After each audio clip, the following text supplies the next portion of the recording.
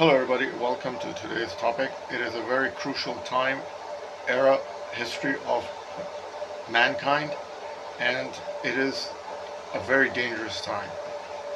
The world is in total conflict. There has never been so many wars with such deadly weapons in the history of mankind to date. We have the most dangerous weapons that can annihilate mass populations with one bomb. And you know what that bomb is, the nuclear bomb. The thing I want to say is that when Donald Trump was attempted assassination, he survived, and it is a miracle that he is alive and he's doing well and he is the United States president. And it is a relief that he is the president of one of the most superpower countries of the world. But some people on this earth don't see that, and they see that he's a traitor, he's a backstabber, or he's divider, or whatever you call it. Let me just tell you one thing. Under Joe Biden, if Joe Biden came to power, or Kamala Harris, there's virtually no way that I would be sitting here halfway across the world and making a vlog. By now there would have been so many wars started, and we're talking about the nuclear wars. Therefore, it is a delightful moment that Donald Trump is the president and he is taking charge, and to date, whatever he's done, everything is going according to plan. As you know, the situation in Europe is messed up, and France, England, and some other European countries have broken away from American NATO, and they are sending forces to Ukraine to continue fighting Russia. Second of all, situation in the Middle East is out of control. All the Muslims are ready to attack Israel at a moment's notice. And from what I've heard, that Iran does have an atom bomb. Common sense tells me you don't need a nuclear bomb to destroy Israel. Israel is a dot, is a small speck of dot. Just a conventional firepower of combined Muslim armies will destroy Israel now. The atom bomb that Iran says it has, it is icing on the cake. And the weapons that they have built since the throw of Shah of Iran, they've got technology far superior than India and Pakistan combined. And to be honest, this is something that no Middle Eastern individual is going to survive. And it is idiotic to go to war. I totally agree with Donald Trump, but yes, Netanyahu is a toxic person. He is going for war. There's no way he can win. Gaza has reinforced with Hamas fighters. Whatever they did in 1.5 years since October 7th, the Hamas have regained their foothold in Gaza. So that means even if there's no war, which is very unlikely, and then IDF has to go attack Gaza again, they have to do another 1.5 years to get rid of Hamas now. The situation is out of control. It is not in Israel's hands. And then I'm hearing reports that 200 US generals are calling Donald Trump a traitor. I mean, look what you just achieved. Either these 200 generals are uneducated, or they don't know how to fight Russia. Because whatever they tried to do in Ukraine, they messed up. And it was NATO who provoked Russia. It wasn't Russia.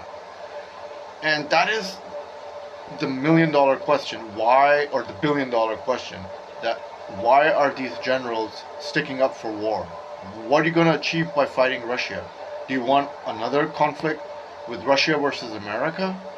There's already conflict in the Middle East, which is nuclear prone. And then there are reports that China and Taiwan, and then North Korea, South Korea, blah, blah, blah, blah. The point is, you should diffuse the situation. Over Ukraine, Joe Biden came to World War III. Now, 200 generals are fired from the Pentagon by US administration, and they're calling Donald Trump a traitor. You should be lucky that Mr. Trump is in good books with Vladimir Putin. That is the beauty of this man. And if you don't see eye to eye, then hey, press the button. Straight up, go ahead and just press the button. Nobody cares. Let's just blow this planet up to bits. Nobody gives a damn, eh? So, you know, you should be lucky that Donald Trump is the president of the United States, and he has, to a large extent, diffused the situation. There's only a small war in Ukraine versus Russia, and yes, of course, the French and the British and whatnot, they're going to extend the war. They're not going to get very far, to be honest, because the adrenaline is with Russia. Second of all, Middle East. I am not a predictor or forecaster, but Israel cannot win this. Yes, they can do a lot of damage. That is true. But in that damage, they're going to get annihilated this time. For the war atrocities they've been creating since the creation of Israel. And they don't deserve to live there anymore. They've caused too much problems, just one country by itself. Enough is enough. And I just feel that Iranians are the only brave Muslims, besides Turkish. And yeah, Pakistan, oh my God, you guys didn't do anything. But yeah, it's off the hook. Pakistan is sitting pretty. And yeah, it's pretty amazing that Pakistan has pulled off making JF-17 fighter jets. It's a feat in its own achievement. I'm hoping for fingers crossed, but I don't see that happening. And yeah, it's like I'm hearing reports that Israel's going to attack, or whoever's going to attack, and then expect the counterattack. It's not going to go quietly this time. And I have common sense, and I know for a fact Iran has done their homework. They have been building, capitalizing, materializing, and they've been solidifying themselves. And they're no Iraq. Let me tell you that. They are very intelligent, very sophisticated, and forget everything else. Iran has got the two superpowers behind in its pockets.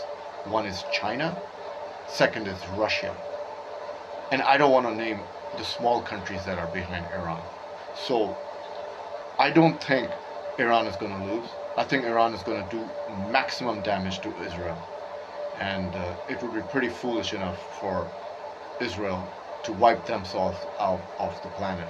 Yes, they will wipe a lot of other Muslim countries, but what did they gain? They just got rented land for since World War II till 2025. And that's it. Now it's time to pack your bags and go somewhere else. Go to the moon or something. Yeah.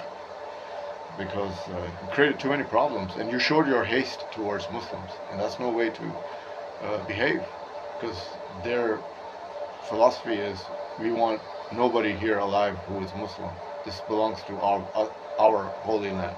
Hey, that's a wrong attitude, straight up. Before, there was no country with an atom bomb concerning Muslims. Pakistan made the nuclear bomb. Pakistan was educated enough not to provoke Israel. What happened now? Because Israel misbehaved, they kept provoking, and now Iran has a nuclear bomb. That makes two Muslim countries with nuclear bombs. If you keep going like this, let's say if Israel survives this war, there will be third and fourth countries, 3-4 more Muslim countries. Then what you gonna do? Let's say, for hypothetically, speaking from Israel point of view, you survive this conflict. 20 years from now, 4 countries will have nuclear weapons. Then what you gonna do? There's no way. The attitude and the behavior that you're going on and on, it's not gonna work. This is not 1500. It's 2025. Technologies. Look what the Houthis did to USS aircraft carrier Roosevelt. They damaged it with a hypersonic missile. It was only one missile, one lousy missile, which did a damage to 5,000 men and billions of dollars and 74 aircraft worth of equipment on that aircraft carrier, which is called a super carrier. If this is the technology that the Houthis have, imagine what Iranians have.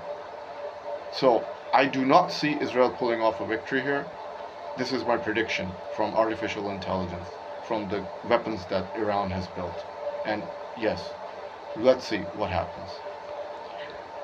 Well, let's pray for peace, and happy trails until we meet again, and keep smiling until ta-ta from Chadley.